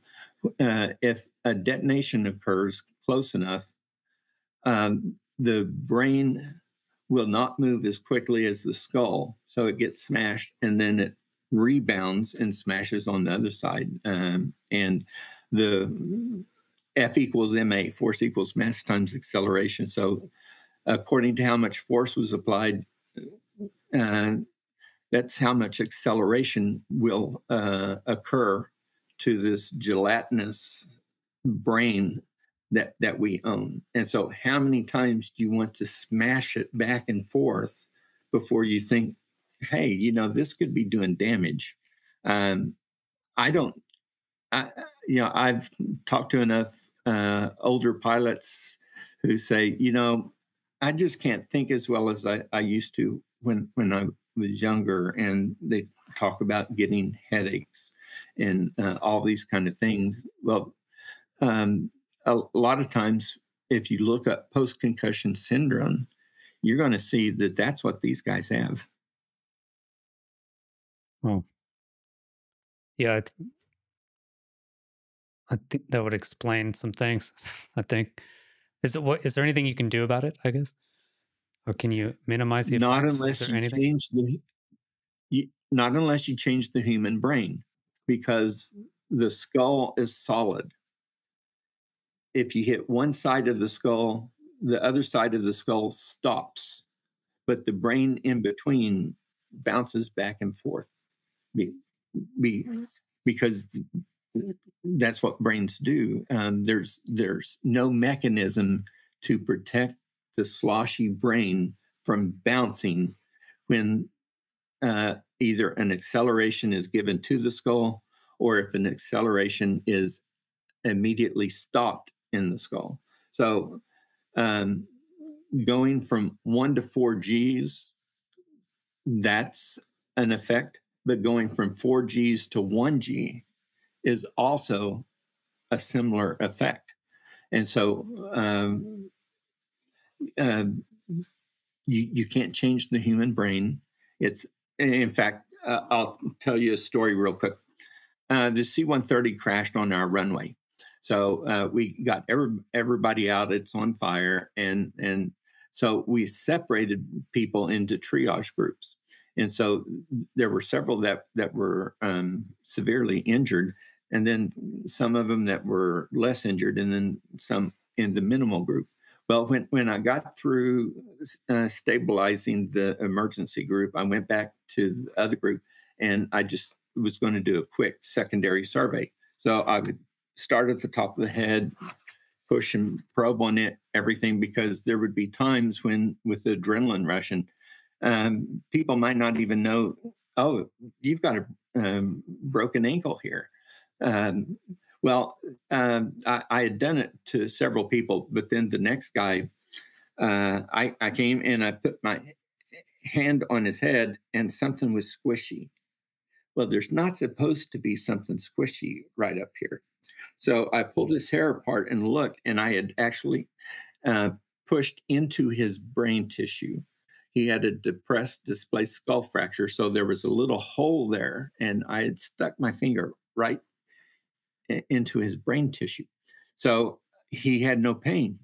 I said, do you have any kind of headache? Does your head hurt? And he said, no, why? Is something wrong? I said, no, everything's fine, but I want you to stay very still on your litter. I checked him for any other injuries. There weren't any. I said, you stay very still. Don't move your head around. Don't move your neck around. Medic, take this guy and move him over there. He's number 2. So he went, we had 3 people for emergency evacuation, and the number 1 guy had a collapsed lung and all this stuff. And so we'd stabilized him real quick. But then, with this guy's brain exposed, I figured, he's number 2 on the evacuation list. So I moved him up, but I accidentally stuck my finger into his brain and it was squishy. These stories are just are amazing. I know you get asked about the UFO story, and that's your I guess your 15 minutes of fame. But what do you want to be most remembered? But besides the UFO story, was it the thermal issue and what you raised, or is there some issue you know about now that we should be considering? I am most disturbed by the fact that in 2003 we lost a space shuttle crew for the very same reason I wrote the book in 93 and it was published in 95. If we'd had any kind of a repair kit available for the 18-inch hole in the leading edge of the reinforced carbon on that left wing, we could have saved the Columbia and crew. And we did not, because the NASA managers were acting like managers and chose not to act on what the safety people told them. I just find that extremely disturbing. Even if they can't read my book anymore because it just got derailed. So, and on your book, can you do you own the rights? Can you self-publish it on your own? Yes, I'm already starting to work on that, but I mentioned Buzz Aldrin. He read my book back in '95, and he called Hugh Harris, who was the head of public affairs at Kennedy Space Center, and said, "Hey, do you know who this Gregory Rogers is?" He said, "Oh yeah, he was flight surgeon here with this space wing." But I think he's moved to Oklahoma. So he went through various details and got my phone number. And next thing I know, Buzz Aldrin called me at home in Oklahoma and said, "I really enjoyed your book." Now then, there are lots of people who have given criticisms to my book and reviews to my book. But if it's a space shuttle novel and Buzz Aldrin said that he really liked it, I don't care what any reviewer says elsewhere. Buzz Aldrin liked it. I'm fine with my story. But anyway, he tracked me down because he thought this was important. But the NASA managers did not feel it was important enough to make the changes that could have saved that crew. Do you think the same thing? It is different, but do you think the same thing could be happening with UAPs, with UFOs? Oh, exactly. Absolutely. There are lots of people who have clear evidence. When I looked at the gimbal video and the Tic Tac video and all of the other F-18 videos that have been released, I want someone to tell me if that is not an alien vehicle, then what on earth is it? Because we've got no explanation for it.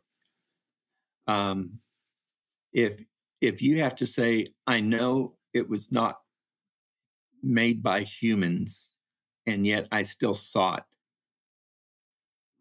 what is wrong with your thought process? If it wasn't made by humans and we have proof, visual proof, radar proof, and you're not going to admit that it was from a non-human source, then I just can't say much to you. That's like people who say we never went to the moon. Well, if you choose to believe that, it's very unlikely there's anything I can say to you to prove it to you. But it's a stupid thing to say because we went to the moon. Yes, I agree. And so you think, I guess, is there any reason that you could consider in your experience, your life experience, that we should not at least publicly admit that this technology exists? Is it really our adversaries, or why do you think it hasn't been released? Well, look at the Iran-Contra affair. Look at Watergate. Look at the Pentagon Papers. The natural state of a bureaucracy is to inhibit anything that could disrupt that bureaucracy. And so the government fundamentally does not want to disturb the bureaucracy that it has created for the American public and the world public, because this isn't just an American event. Plenty of governments and very qualified people worldwide have seen and witnessed these events, and yet they still say, "Oh, well, we are just undecided on what it is." I'll tell you what it reminds me of. Have you ever seen the Naked Gun movies? Yes, loved them. Frank Drebin is standing on this street. He's holding up his arms. Behind him is a Chinese fireworks factory that is on fire and exploding in every direction. And Frank Drebin has his back to this fireworks factory that is blowing up. And he said, "Nothing to see here. Go back home. Nothing to see here." That's what our government continues to do. Do you think your coming out will make a difference? It certainly seems like David Grush and David Fravor, the other people, motivated you to speak out. Do you think your speaking out now will help, will encourage other people? I certainly hope so. There are lots and lots of people who have these stories, but for 33 years, I did not tell this story. Well, now that I've told this story, largely because of guys like Commander Fravor and David Grush, maybe one more person coming out and telling their story will be enough to convince one other person to step forward. And every time we have someone else step forward and tell their story, their true story, it just makes it harder and harder for Frank Drebin to say there's nothing to see here. But yet the government is determined that they will even create UFO investigation things and have those people paid to say there's nothing to see here when there is. Is there anything else you want to share that you'd like the audience to know? Oh, how many hours you got? I have almost 2,000. I don't in fighters, not quite. I didn't go on enough deployments to hit 2,000. No. I meant for me to tell stories. Oh, okay. Yeah. So you can to give you an idea of who I am. when I was in West Germany, my commander told me I was one of the best officers that he's worked with, but that I cannot save the world. And so he said, Greg, back off a little. You cannot change the world all by yourself. Well, the Secretary of Defense came to visit our air base, and 2 days before he arrived, the schedule was set. He was going to go by the troop medical clinic that I ran, and my commander called me to his office and said, Greg, you're a fine officer. I trust you in every way except for speaking to the Secretary of Defense. On Wednesday morning, you've got a helicopter. You can fly anywhere you want in Germany, but you cannot return to base until I clear you to. Because if you are at the clinic and the Secretary of Defense asks you a question, you're going to tell him what you think. And that is not advantageous for my purposes. So you've got a helicopter, fly anywhere you want. So I just flew around looking at castles all day. And then when the Secretary of Defense left, I came back and did my stuff. But he did not want me talking to the Secretary of Defense because I would have told him exactly what I thought about a number of different issues. What was more fun than flying helicopters or the F-16? Helicopters. Yeah, I heard they're amazing to fly. Well, you can do all kinds of things in a helicopter. For instance, one time we were supposed to be flying out on Route Yellow, and I was in an OH-58 with another pilot. And as we were getting to the entrance of Route Yellow, he said, hey, Doc, do you mind if we sort of deviate from course a little bit? And I said, well, maybe. What do you have in mind? And he said, well, there's this large creek over here, and I'm a fisherman. What I'd like to do, if you don't mind, is sort of go down that place and look for a good fishing hole.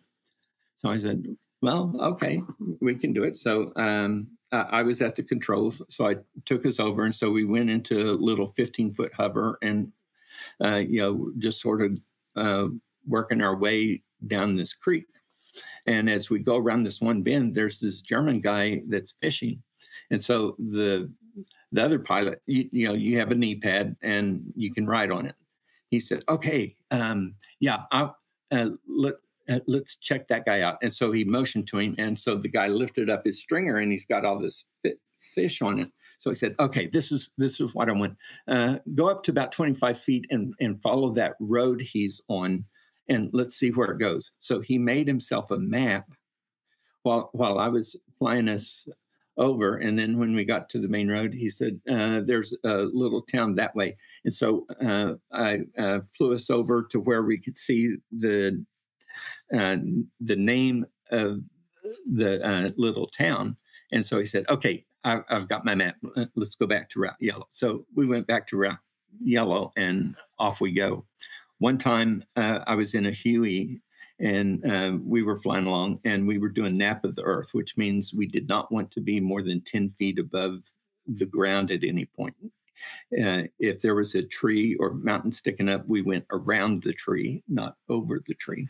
So we're flying along. It's a summer day and the doors are open in the cargo area.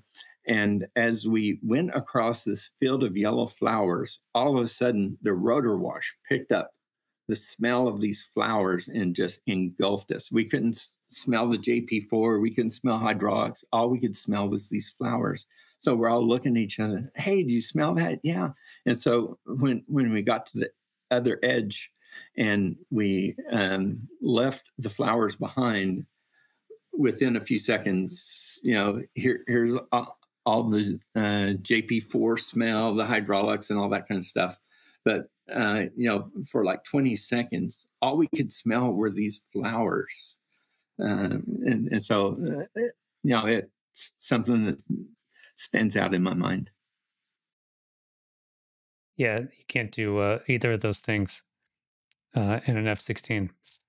I guess you could if you used a targeting pod, you could see if the guy was catching a fish. You actually could see if there was fish on his line. Then you could track the road back. So I guess you could do that. It'd be a lot more difficult, but I guess it's possible if the trees. Yeah, especially with the speed um, that the Viper would be moving.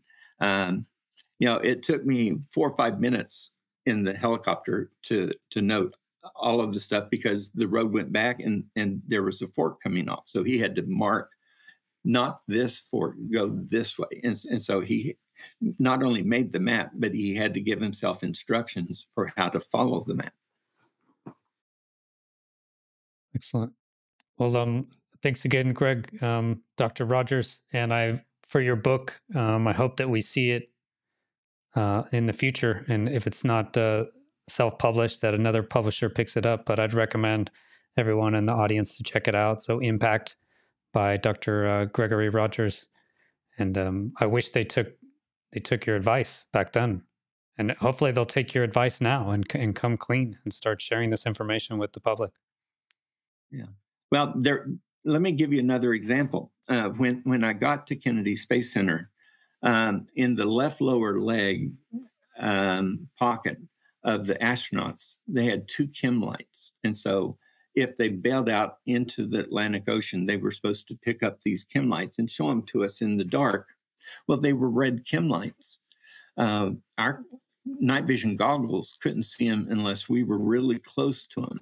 Now then, if you had green chem lights, we could see them from 5 miles away. It took a year and a half for me to convince NASA to switch to green chem lights because they said, well, it might ruin the vision of the astronaut. I said, I don't care about the astronaut. I care about my vision and the vision of my crew. We cannot save them if we don't see them. Our vision is most important. If we see the green chem light, we know where to go save that astronaut. Took a year and a half for me to convince them to switch to green chem lights. Also, green doesn't ruin your night vision anyway. I mean, that's why we use green lights in the cockpit of the F-16. It's our NVIS. Well, by the time we're hovering over them, we're going to have our own lights. So lighting is not going to be an issue if we can identify this is where we need to do a lift and save this astronaut's life. We'll have our own lights, and they're going to be brighter than the chem lights. But the most important thing is we have to locate the astronauts before we can save them. So my purpose was to save the lives of the astronauts, not play political games with the NASA managers. Okay, well, thank you, Dr. Rogers, and thank you so much for being on the show You're very welcome. and for chatting. It's been a true pleasure, and I hope we can stay in contact. I'd like to send the prompt to get you to describe actually in as many words as you can, and we can use some AI artwork to see if we can get a better rendition of the craft, make it as accurate as possible. If you'd be willing to help me with that, excellent. So I'll be showing that through the interview. Not a problem. Amazing. Okay, thank you, sir. Okay. Well, thank you, and I thank you for your service. People say that in general. People say that in general, but there's no way they know everything that we have to go through to serve our country, especially when you're doing something as dangerous as flying an F-16. So they can't. The average person out there cannot imagine everything you went through with flight training and night navigation and all the different things. I can't imagine it. It's just kind of like a dream, like another life. But it's paid off. I have relatively minimal issues, and I'm here. You know, a lot of my friends didn't make it actually, so I try and do my best and live. I try and live with integrity and do right, but what I think is correct, not by what other people. Well, even with peacetime aircraft mishaps, I had to go pick up parts of what used to be my friends. Now, then, the average person out there never has to do anything like that. So they can't relate to it.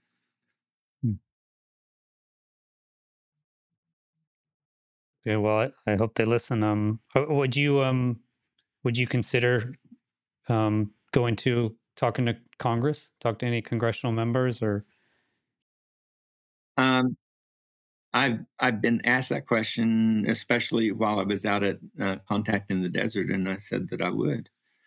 Um, but the caveat is just like with the Secretary of Defense. If you put me in front of Congress, I'm going to tell what I believe. So if you're wanting someone to say any particular things, that's not me. Don't even bother. If I go, I'm going to tell what I think. well, perfect. Well, I hope you go, sir. I really do. That would be amazing. So, anyone watching, please let's try and make this happen. Okay, well, thank you so much. I really appreciate being here, and I enjoyed talking to you. So, these days, even though I work at the McAllister Army Ammunition Plant for 14 years prior to retiring, there were not a lot of people out there that really knew the tactical aviation world or the space launch world or anything like that. So when I get a chance to talk to somebody who speaks the same language, so to speak, it's always a pleasure. And I remember back fondly, we the flight surgeons we had, and they completely helped me and my wife and my family. So I think you guys make a real impact. So I want to thank flight surgeons and all the ones that helped us. Really did over the years. So Well, that's what we're supposed to do.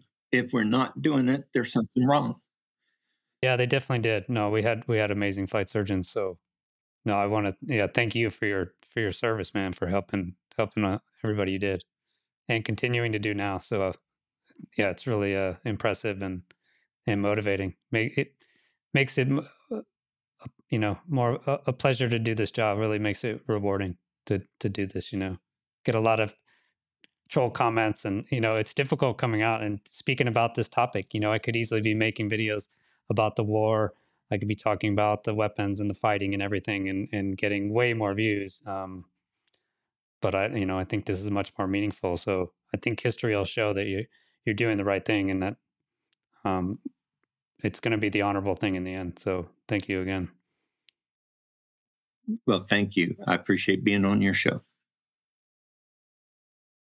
I don't know if you could tell during that interview, but I really was blown away by his story.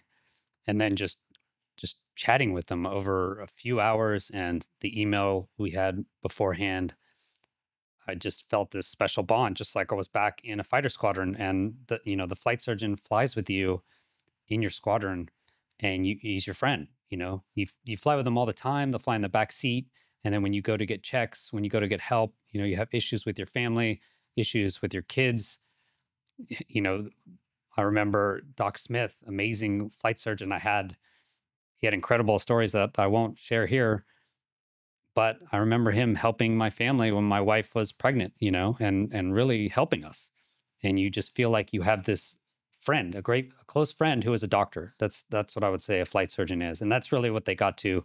And as we talked about with Dr. Rogers, is early in the day he had met that one doctor who knocked, he kept track of the pilots that he had deniffed, which is removed from flying permanently, not deniffed, but removed from flying permanently.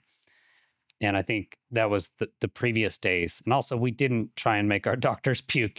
I never did that. Plus, you're sitting in a cockpit with someone who just puked. It's super gross. So I actually flew smooth, and most of the time it didn't even matter. They would still puke. Not the doctors. Doctors would get used to it. But the story was amazing. I didn't ask him during the interview how large was the craft, but afterwards it was 20 feet long, he said, and about 10 feet tall. And then he worked with my AI designer. Thank you to Colin Stone, amazing designer, does my thumbnails as well. And he was able to create those renders that you see throughout the video. And yeah, it seems like the sports model, Bob Lazar, came out in what, 89? So this was 3 years after. What are the chances that they could have made this craft in that time? You know, it seems like it's a perfect alignment with Bob Lazar's story. And the electrostatic effects, I hadn't heard that before. I do remember the amazing electrostatic UFO that was up in Canada, right, with the defense contractor saw. And that's really the first time I seriously started considering that these are electrostatic machines that actually use, obviously, electromagnetic energy, which we understand is one form of that is light. But light is electric and magnetic. And so, yeah, these craft use some sort of advanced technology able to bend what we understand of as gravity, which I believe is the interaction of light and matter. And again, we don't really know what matter is. We just know that light interacts with it. And so we still have a lot to learn, but I think this is just deep insight into the program that I think exists and seems to obviously exist inside the animal that is the military industrial complex of the United States. And the question is, when will this information come out? You know, it will come out sooner or later. At some point in the future, we'll find out about this. Just remember, nations have always done this in the past, right? There's no way Spain or Portugal ever shared how they traveled to the New World. You know, Portugal had a way to go around the southern tip of Africa, and there's no way in hell they shared that with any of their adversaries, right? And they became the richest, most powerful country in Europe. And they were a tiny little nation, if you think about that. And that's really through information and technological superiority, right? Their ships and their cannons, and they had the information and the adventurous spirit to go way far west, hitting Brazil, and that swooped them around the southern tip of Africa. And so they were able to enter a new world with information and technology. And there is no way in hell they shared that information, right? But we know it now, right? Looking back in the past, we know what happened. So this is not something new. Nations have always done this. Why would we expect them to be any different? Why would we expect the United States to be any different from all the nations of the past? So I think this program will come out, but it will take courageous people with integrity like Dr. Rogers speaking out on these topics. And you saw he was motivated by David Grush and Commander Fravor. And I am excited to hear of anyone motivated by Dr. Rogers. And I would say, go and do it, right? What is your life going to mean at the end anyway, if you're going to die with this secret that is information that could really affect the world? And I believe in a positive way, right? The world is in a terrible hurt right now. We're on the brink of World War III, if you will. And you know, something's got to change. And this idea of just keeping everything secret just so your nation can pull further ahead of the other nations, I don't think is a long-term viable strategy. And all nations perish, right? Every nation will perish. It's just a matter of time, like you will perish. So what is your memory going to be? What are people going to remember you for? And what are people going to remember our nations for? The nation of the United States, will it be remembered as keeping this information secret from humanity forever, like the Portuguese did, just to gain a national advantage? So we'll see. So if you want to support the channel, please do subscribe to get future notifications. And you can support the channel further at patreon.com/Chris Lehto or become a YouTube member. It does really help. You can join the likes of these amazing people. Thanks again for your support and for watching. Have a great rest of your day. Peace.